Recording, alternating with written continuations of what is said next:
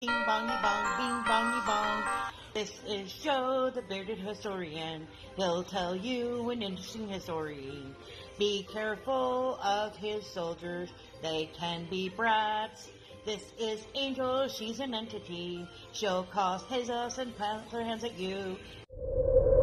This is Sue, she likes spirits, not the alcohol. She's the reason this channel exists. This is David, he likes fire trucks. He's here occasionally. Bing bongy bong, bing bongy bong, bing bongy bong. We preserve his story. Alright, welcome to Friday. This video is for D-Day. It's go back to what we did very beginning of the channel. So hopefully you enjoy it. We have the history and a little bit of the spirit box. But before all that, we've got zombies. Are you ready? Here we go. Shout out time. Here's a shout out just for you. You support me, so I support you. The shout out is for our friends. Let's see who it is today.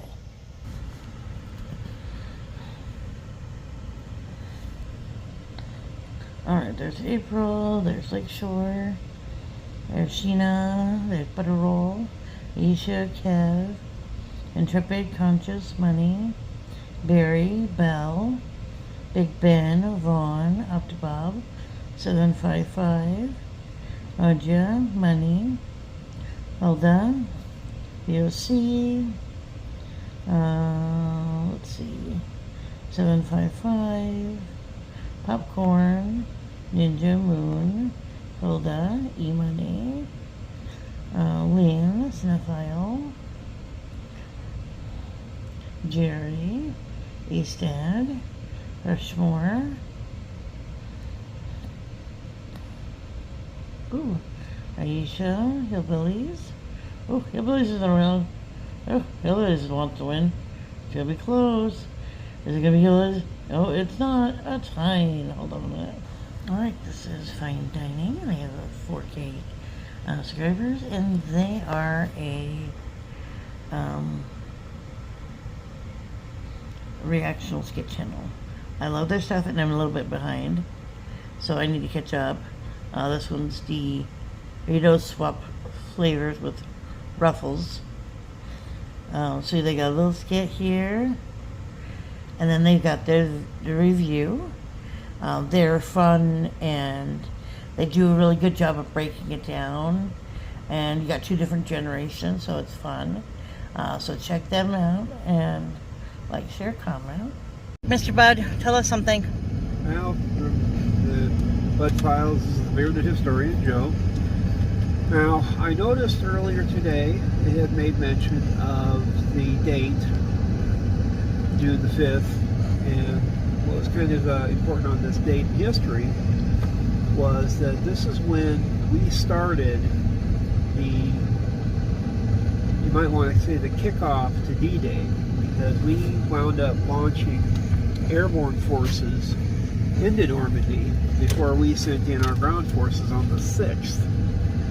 Now, little back history on this whole event, England and, some parts of France, they got themselves chewed up pretty good back in 1940 when the Germans used the Blitzkrieg and basically cut them off from the rest of France, and they had to do the Great Withdrawal out of Dunkirk.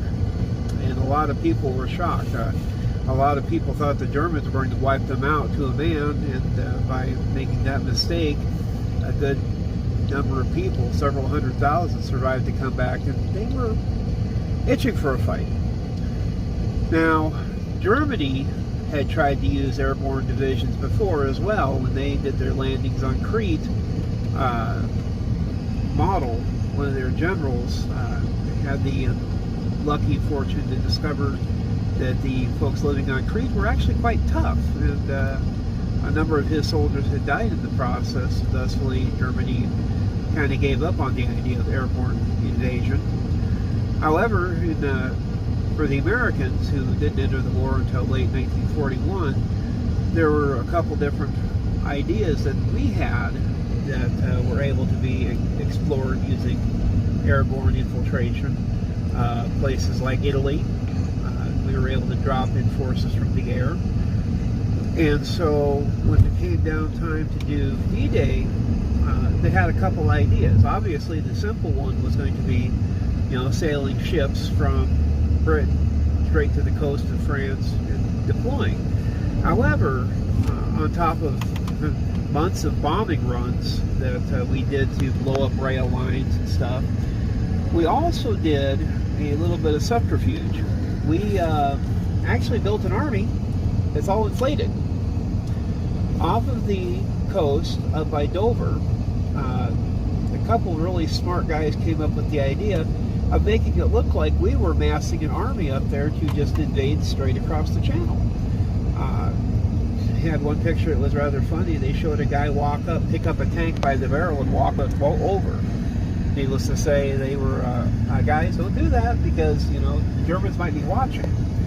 But it was such a brilliant move. They even had Patton in charge of this fake army to keep the Germans staring over there, so that when we got ready to go into Normandy, everybody was not expecting it to land where it did. But anyway, fast forward to the 5th, you think about forces that were going to go into these airdrops. 101st, Screaming Eagles, basically earned a reputation for their ability to go in and fight in close combat situations. They were using some of the bigger gliders at the time. And, they would basically go in silently, land in open areas, and then try to reconnoiter with both the French underground, but also take over and hold key areas. If I remember right, there was a bridge that they were supposed to take, and they managed to hold in the northern sector. And then there was a couple other places where they were going to become key in uniting up a couple of the American airdrop sites. Now, like every good plan, everything works until first contact with the B word. Yeah. There were several cases where people were airdropping in the middle of nowhere. There was places where gliders were landing in the wrong place. Some of the gliders were shot up. Some had to return back. Every good plan is going to wind up having something go wrong with it. But at the same time, for everything that was, could go wrong, a number of things did go right. They were able to get several key link-ups achieved after D-Day. Some of the paratroopers were instrumental in helping us get up towards Kirkburg, which is where they wanted to put in a pipeline to help us get supply across the English Channel. And they wound up being able to, keep the Germans harried just long enough so that we were able to start making our breakouts from the beachheads a good, 2 weeks ahead of schedule.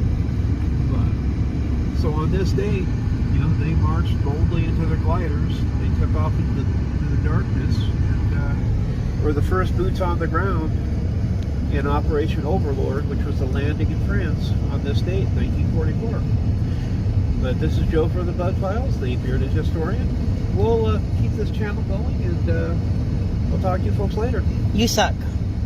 We're at 6 minutes. All right, Mr. Yusuf, in your wonderful hair. My wonderful hair.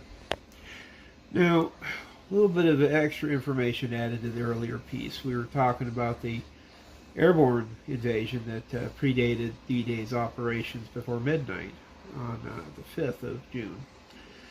And a lot of this would come in through the 6th Airborne Division, 101st Airborne. They elected to go in with even face paint just to make themselves look truly spectacular. They'd load into C-47 transport gliders, and then as they were going through the information, a total of 24,000 American, British, and Canadian airborne troops were dropped. And there was even some armored divisions that began landing on the coast at 6:30 in the morning.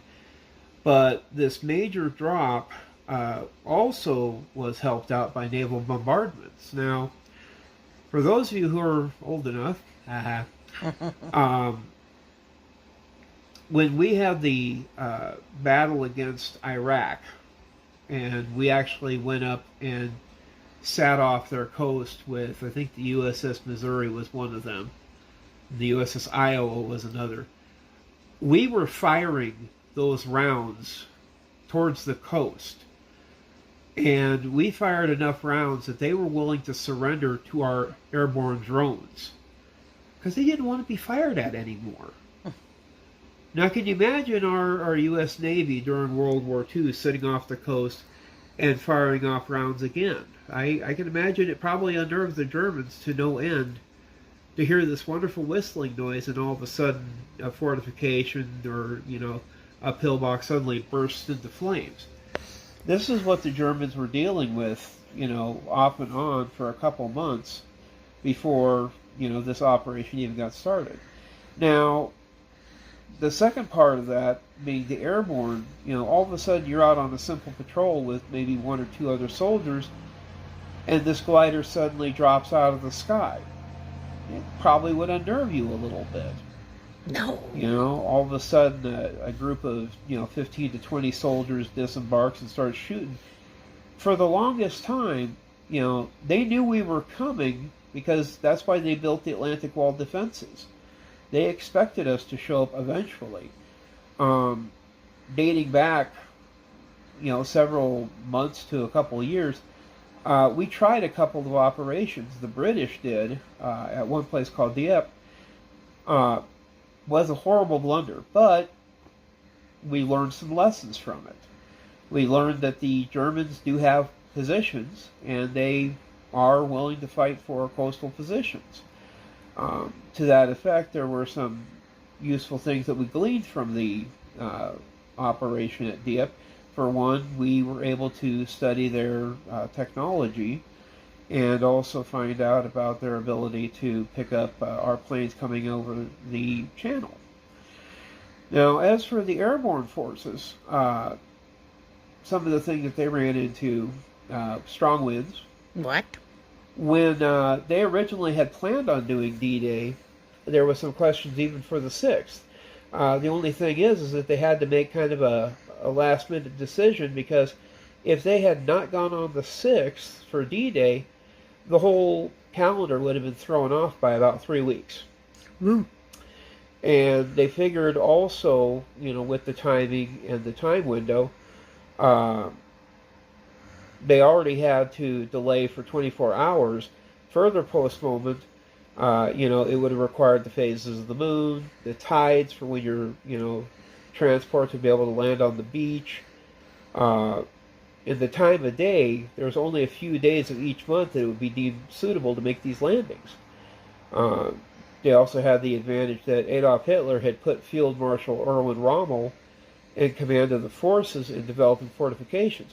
Had they waited, the tanks that we caught up north might be further south and then directly involved in these landings. A lot of people talk about Omaha Beach being a complete bloodbath. They were right. But the Germans never got their tanks in there. That was one of the things we kind of lucked out on. Of course, the build-up, and before we even made our launch, we were already harassing military forces in France. The French underground were very valuable in letting us know exactly where certain units were. That way, either they could take care of the business, or we'd send across a Thunderbolt who would shoot up a train full of ammunition. Some beautiful footage on that on YouTube. Check it out. But as it was, with wind, some of these gliders would sometimes crash. Sometimes they would flip over. Sometimes when 3 or 4 gliders would get split up by 5 miles, there's no cohesiveness. You couldn't land all 150 people at one location. Oh, heck no. That would make it easy. What? So, and they were able to manage to get these groups together, disable gun emplacements, knock out other positions. Now, the big thing to think of is that the Allies failed to achieve any of their goals first day. That's understandable. They had to break through the front lines of this Atlantic Wall using some of the more creative, methods that we had. Two of the beaches were linked on the first day. All five were not connected until June the 12th. So it took them 6 days to put together a complete and cohesive front line. But gaining that foothold the first day also helped us to the fact that Eisenhower didn't have to give that second speech he had tucked in his pocket. At the time of D-Day, there was worry that he was going to have to call off the entire thing and pull the guys back off the beach. He never had to do that speech, thankfully. Because the way we figured it is, once we got him on the ground, that was it. There was no turning back. And granted, weather also didn't help us a couple other times. There's a thing that they built called the Mulberry Systems. It was kind of a floating harbor. It was a genius operation because they didn't know if they were going to be able to run everything from England across the channel and right onto the beaches. And so what the Mulberries did is it kind of gave us a floating dock out there in the English Channel. And they were able to load supplies onto there and then take them the short distance in. The only downside is one of the Mulberries got destroyed by a nice little storm they had out there in the channel. But, the gliders, like they were mentioning, to imagine that many soldiers, 24,000 soldiers, all airborne coming out of the sky. They took off, those that could, a lot of them were running in secret too, because they were so terrified about security with this thing. They couldn't tell their loved ones, oh yeah, by the way, we're going to go jump across the channel tomorrow. Those letters for some reason didn't get out. But what? At the same time, another little funny thing that they had happen, a crossword puzzle had popped up. And in the crossword puzzle, I think 3 or 4 of the answers were directly tied to the Operation Overlord. And for some reason, our intelligence community wanted to talk to the person who put together the crossword puzzle. What? For some Why? I don't reason. understand. I don't know either, And they finally did realize that it was considered a bunch of hopkis, but at the same time, it's one of those things, well, we're just going to keep you busy for the next 2 weeks until something gets done. What's happening? Shut up. But, what the original operation also that was kind of fun was Operation Bodyguard. This was that happy operation that Patton actually got to lead. He got to control an army full of hot air.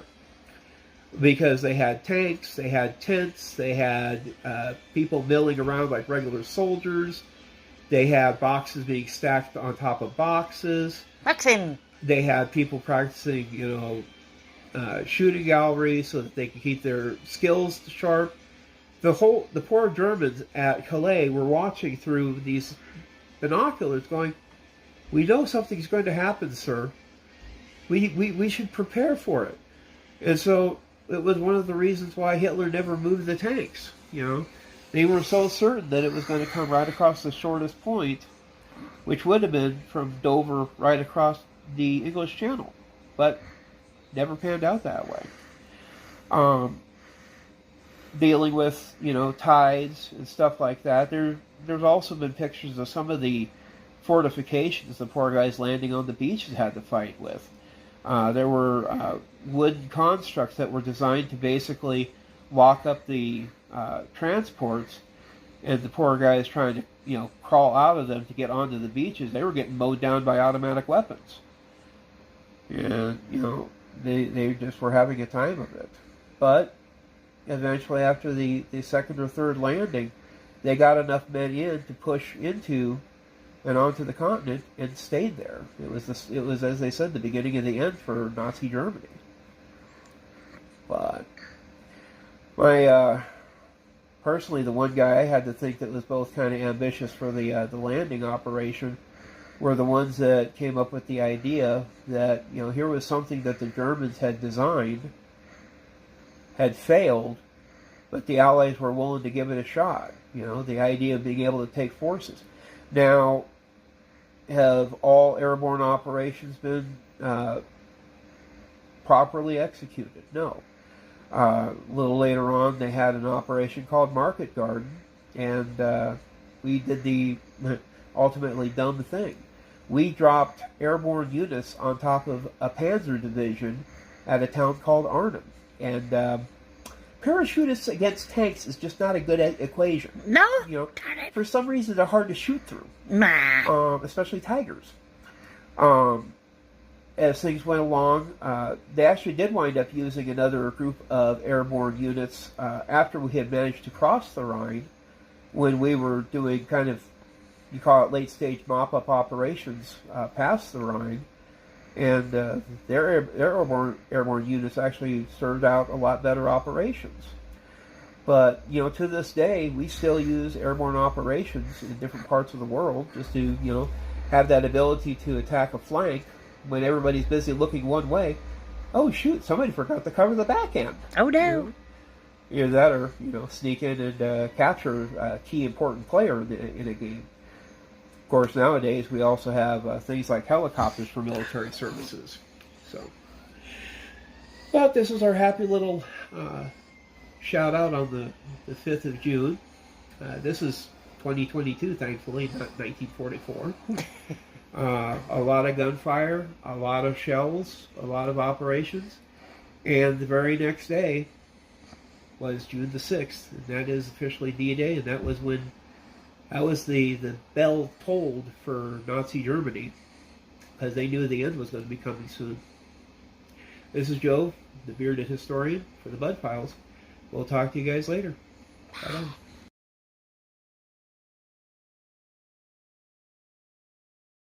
All right, here we go. Do you want me to be over there by you, or does it really matter where I set up with the spirit box, babes? Come on over. Well, I know I can. Although, you know what's really wild is? What's that? This is Mason. Well, that's because that is the military, sweetheart. Yeah, I mean every one of them, though. Huh, interesting. Yeah.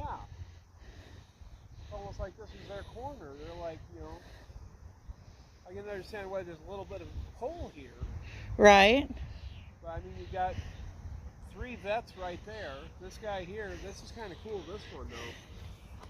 Because, you know, usually if it's a Spanish American, it had one of those flat ones. This one, they actually put it on the ground flat. Interesting. Well, why don't you find me a D-Day to sit by? Okay. Because you're better with dates than I am. All right. And you actually know this shit. I know nothing. Right. History's his thing. Well, we got World War I there, so that's definitely not it. Probably need to go that way, don't we? Yeah, I was just making sure nobody else over here. Wanted to say hello? Yeah. Like William over here is retired. Redfern. He's possible. He died during World War II. September 2nd, 1944.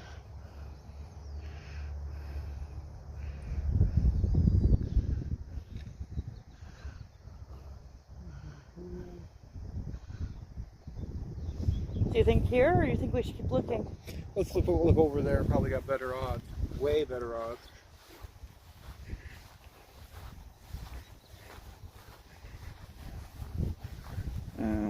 What's your ankle? What? Whee! Wait, Excuse me. Gross. Hey, at least we're outdoors, right? Right. We'll start with the First row? Yep.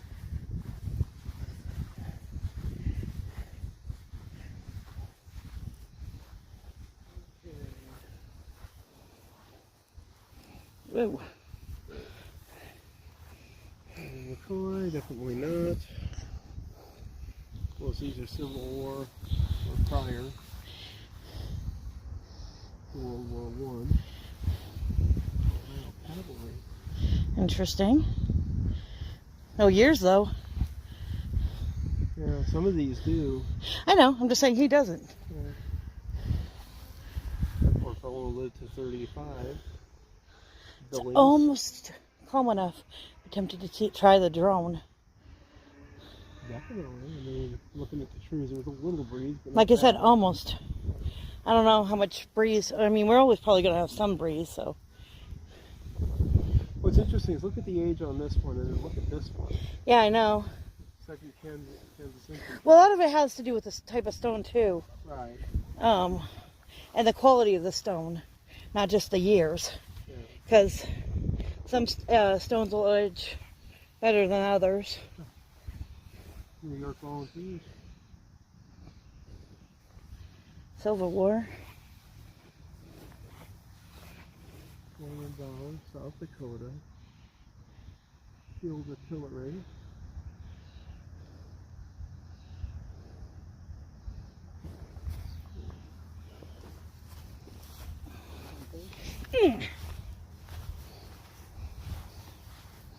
Norma W. Bauer. The wife of somebody. Oh, must be this guy. Yep. Levi. Levi Mills. Or Levi. John Torrance. Private Company D. Volunteer Infantry. Edward Tinney.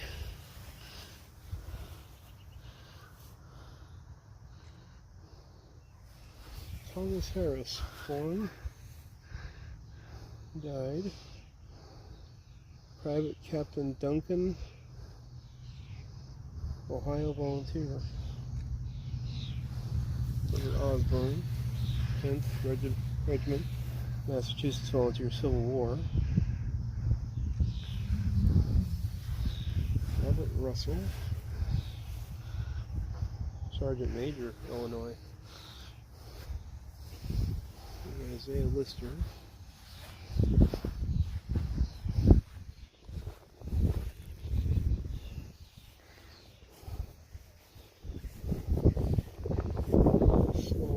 World War I. U.S. Army Private First Class. William A. Powell. Nebraska.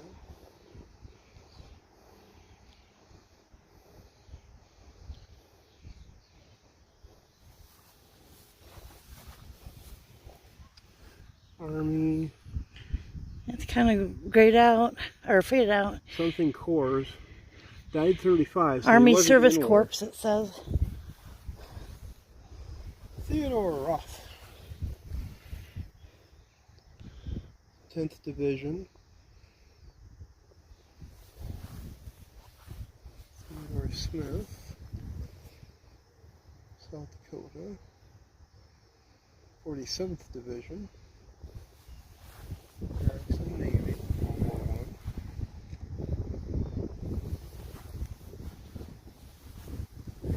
I. Osborne Kaiser. Private. Tennessee. That's weird, even though it's not South Dakota above. Maybe he moved to South Dakota after growing up in Tennessee or something? Maybe. It says April 18th, 1942. Laura Alice.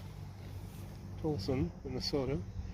2nd Lieutenant, Army Nurse Corps. 1942. Yeah. I don't see many females in our wanderings. Oh.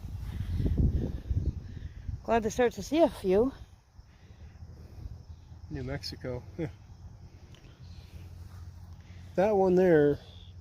Thing is, though, it doesn't say World War II, which I think is kind of odd. Wonder if he's just on one of the ones that was in the training division then, or Maybe. Looks like we gotta go up and around because these are that's the back. facing. They're facing the other direction. Which is good because we don't have the sun behind us for a little bit. Rayfield Owens, Staff Sergeant Base Unit, Army Air Force, October 5th, 1944.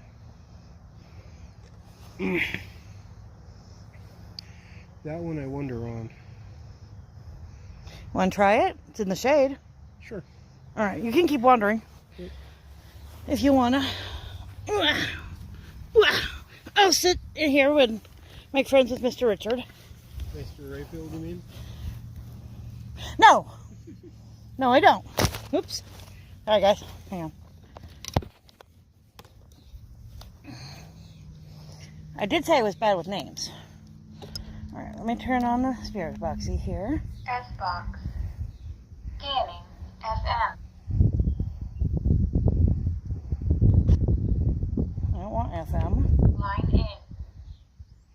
No, I don't want line in. Bluetooth. Not Bluetooth. Playback. Not playback. Scanning. FM.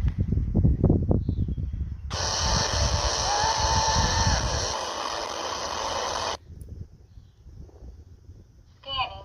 AM. There we go.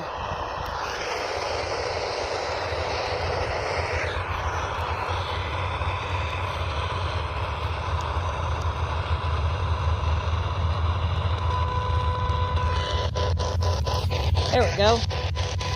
All right. Hey, Mr. Rayfield, or I guess I should say Mr. Owens Rayfield, or anybody else who wants to say hello. Anybody from D-Day? Today is them in memory of D-Day. What? 77? 77? Okay. 77th anniversary of D-Day. Oh, he says.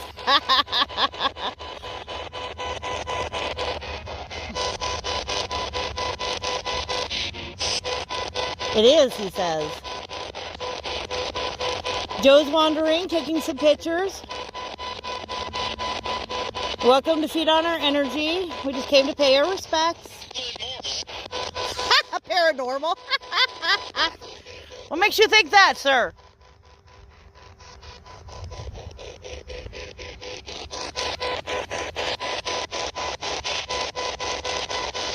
Somebody decided to talk to you over there?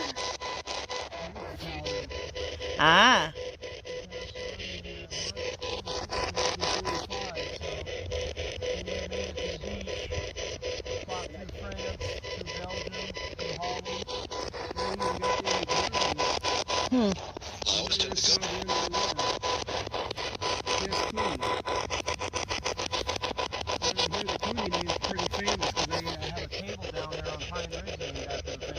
Huh.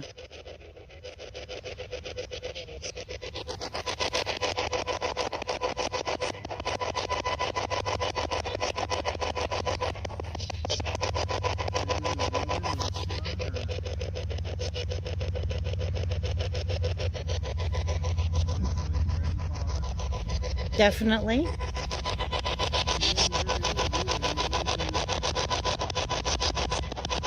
We always love spending some time with you guys and hearing your stories.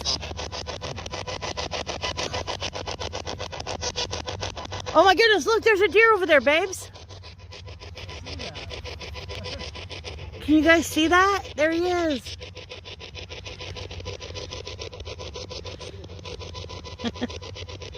Oh, don't worry, we're not going anywhere just yet.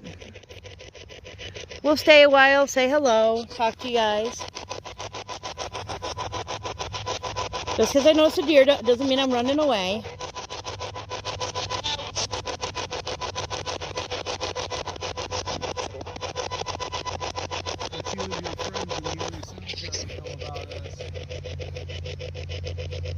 Here, let me come over there. I don't think I can hear you from there. Ugh.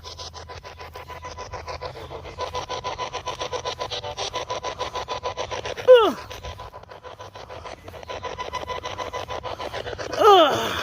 Okay. Hello, Mr. Davis. Just coming to say hello. Spanish-American War. And Jesse Cooney.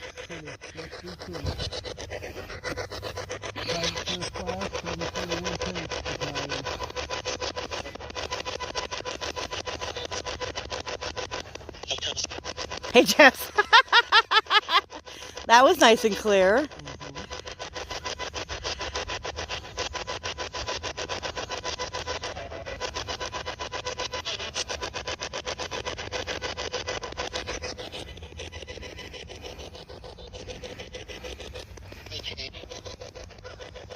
Did you make it? Are you proud to be here, enjoying the cemetery?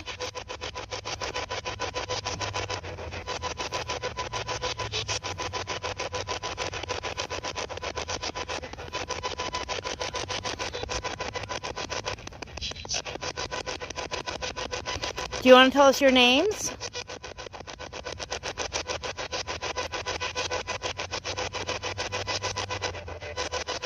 Something there.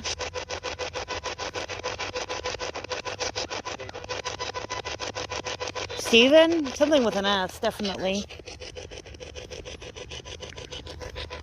Sorry if I didn't catch it or said it incorrectly. I'm terrible with names.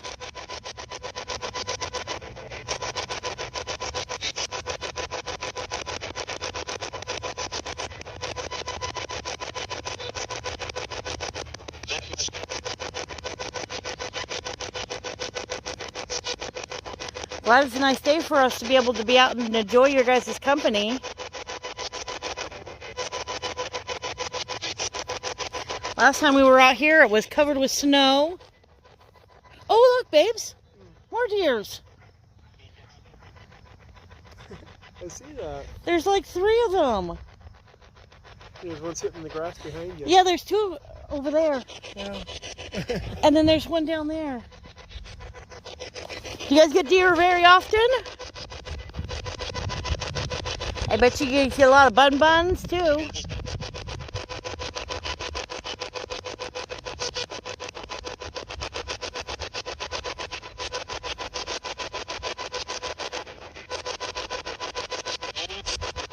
That was something.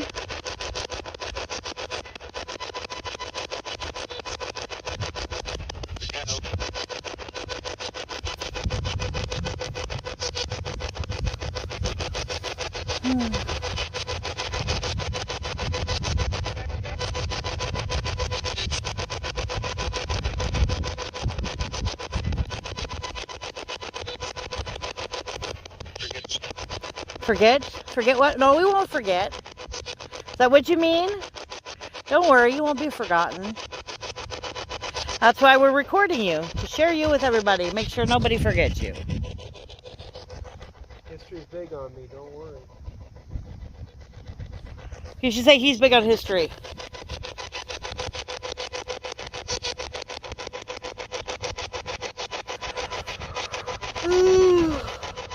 Oh. Sorry guys, I'm tired. There's a picture of him. Picture of who? Jess Cooney. Oh, let's see. Very cool. That's the person we're sitting beside. Hey, look, Jess, we found ya. Looks like you are not a bad-looking gentleman. He was actually born in Scenic. Hey, we've been there. He was the son of Charles Cooney Jr. and Mabel Speck. Reported for active duty June 5th, 1942. South Dakota World War II Honor Roll. There's actually a file that has a complete list of World War II combat dead from South Dakota. Huh, interesting. Well, that was something nice and clear.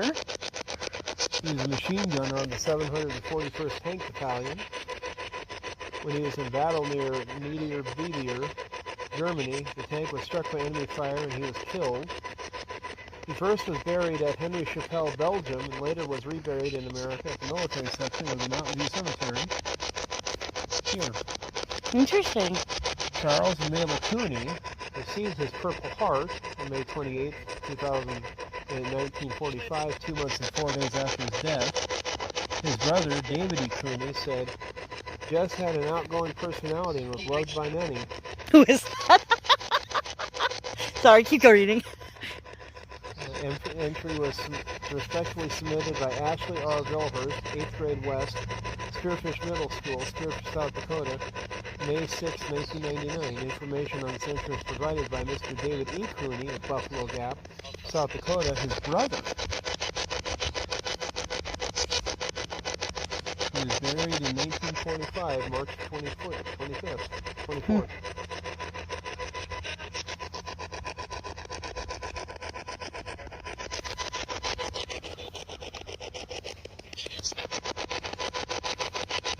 Oh, jeez, he says.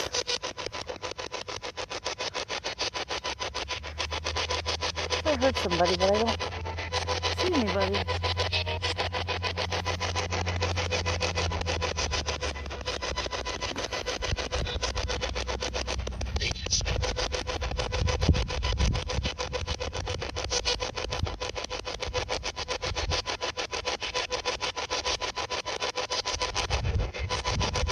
See, there's a cemetery over there in Belgium. It's like a sea of these. I bet. That would be interesting to see.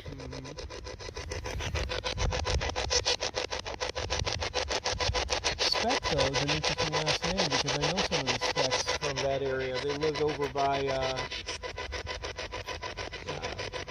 Canada.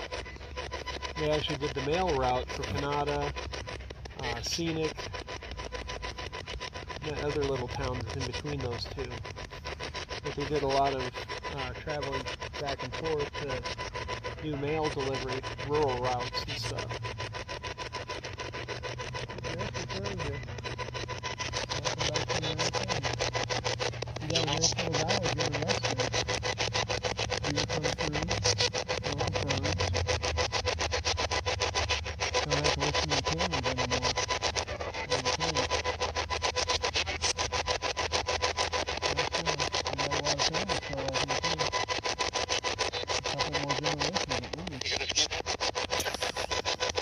That was a sentence. I didn't catch it, but that was a sentence. By the way, this is our new technology. It's really cool. It's like having a library in your head. That way, if we need to find out more information, we can. For any of you guys. Yep. And this little box helps us hear you. Well, we can kind of hear you, but it helps other people hear you. So they don't think that we're crazy. Although they probably think we're crazy anyway, because we're sitting in a graveyard. In the middle of the evening. It's a nice evening, though. Like my wife said earlier, the last time we were out here, it was all covered in snow. You're here, so. Yeah, so talk to us.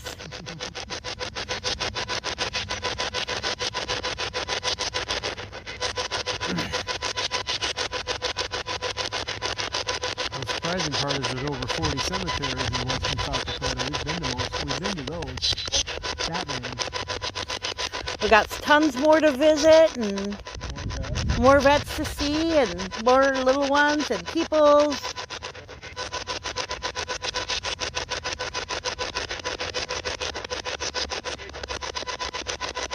There was something there. It almost sounded like Hadar. There's something right there.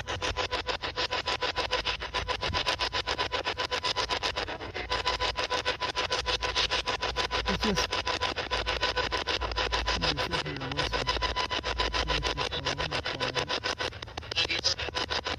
Have you ever been in that cutoff?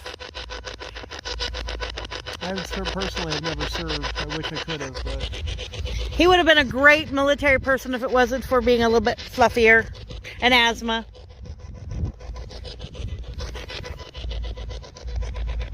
A couple of my cousins, Brett, serves in the Army Corps of Engineers and is one of the head guys in Omaha, Nebraska now. I also have a cousin, Mark, who served in the South Dakota National Guard for a couple of years. They said I'd never fit inside the submarine. You probably wouldn't. A lot of military in my family. Both my grandfathers were military. I had an uncle, my father briefly. So lots of military in our history. Family lines. Outlaws, but I don't know if there's an outlaw day. If I find it, I'll let you guys know. Maybe I'll share stories of the outlaws. Is there an outlaw day? Probably. There's a day for everything.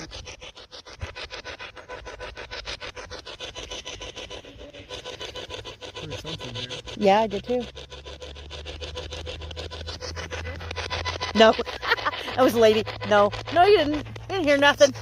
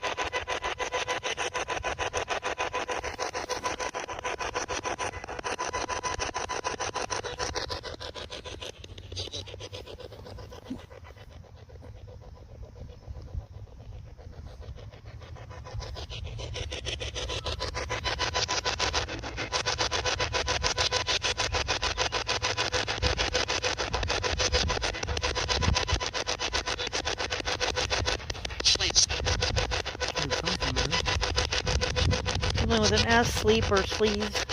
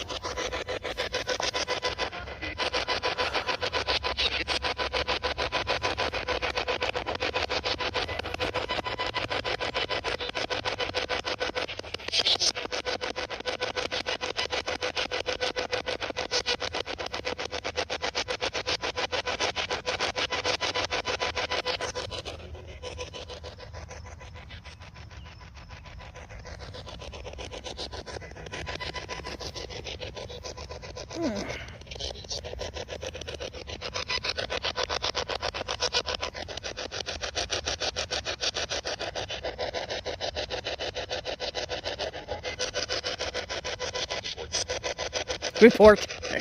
Report. I don't want to report.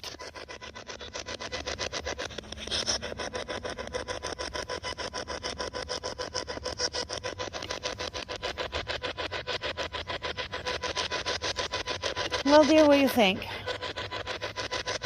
I'm tempted to go up to that next row. Okay. And walk the way See. up. All right, I got it. Ugh. Ugh.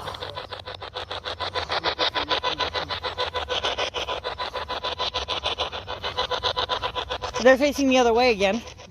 Because why would we want them all facing the same direction? That would be like way too easy.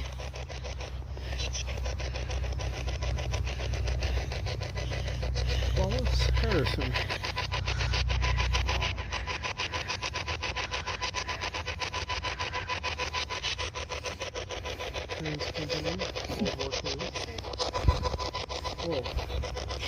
Lizzie? Yeah. Be nice, guys. They were having a soda and a cup. Paul Witt. Theater there. Style good.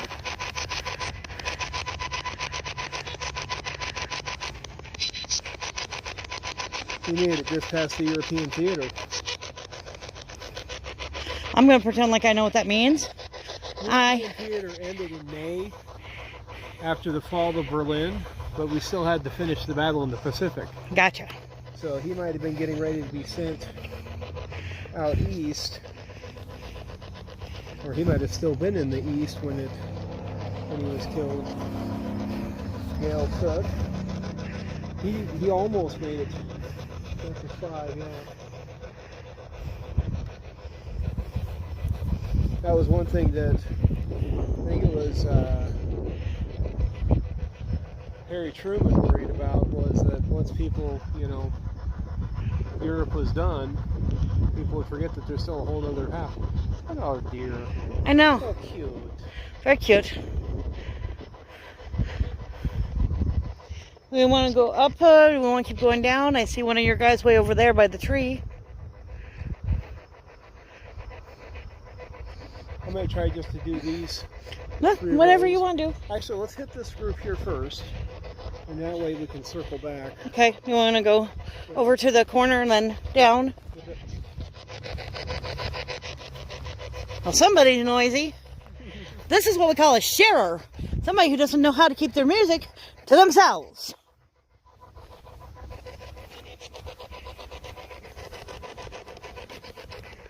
J.W. Whitman. U.S. Volunteer Company, private. Whom?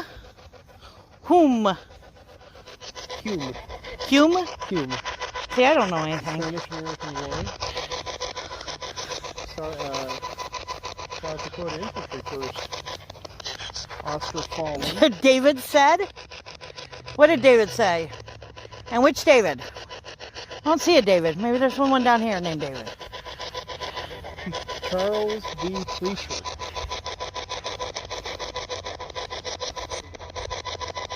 These are like the ancients of days. Yeah, these are oldies. Holland. Charles Day. For South Dakota Infantry in the Spanish American War. I'm actually kind of surprised they don't have flags the way the other ones did. Yeah. I am too. Stay still. Walter Pratt. There's a David. Over there. Robert Williams. Okay, I want to know the story behind that. Let me guess, you wrote everybody's bios? You made up a bio for everybody? I want to know the story about that. There has to be a story behind that. Mr. There is. Poofy poof. Mr. Poof. He was my teacher. Oh. He was my, to be more specific, he was our teacher for typing class at Central. I didn't take typing. It was back in the day when we still had typewriters. Very kind.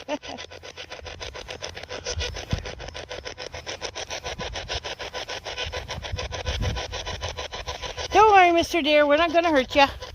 I'm saying hello to the vets. Veterinary hospital. Angel would love that. Of course, you figure back then they had, horses. Right. That's where our horseshoers up at the National Cemetery come in handy.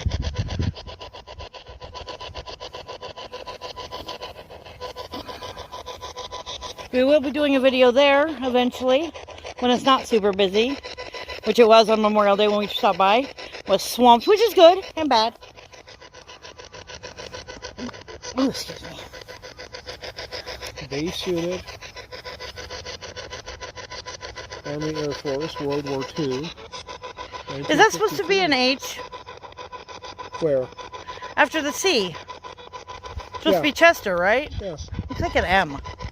I think it might be just my angle. That's why I'm asking. Could be. Because it doesn't look like the H on the other one. That's like that one that we saw that was the first of Francis. Lewis, wow. World War II and Korea. Nice. History. Well, that's not wrong. They are following history. Engineers for World War II. Those are the guys that had the fun job of trying to Van Seal? keep bridges up. Vancil Billy. Fortunate. I don't know about that, dude. Cavalry Recon. Robert R. Ray. Well, he had 3 R's. Company B, 110th Infantry. Bronze Service Medal. Robert Paxton. Carl Hansen. Deep Coat Brigade. I can read. Lloyd Hammond, Air Force. Private First Class. Elizabeth. No, I see an Alice. Harry All Dugall. Field Artillery, World War I. The thing I have to think is crazy with some of these, they got through with World War I. Then World War II came along and they're like, are we ever going to see peace? Sort of, mostly, kind of. La-di-da. La-di-da. La-di-da. I see that.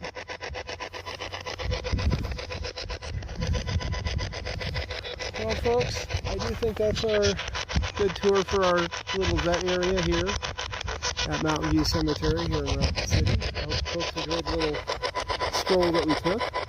And eventually, when we get a chance, we know there's more vets out there. We saw one on the way coming in. But with more of a day, we'll investigate. Sue will get a chance to look for her little people. You folks have a good evening. Signing off from the Blood Files. We'll see you next time.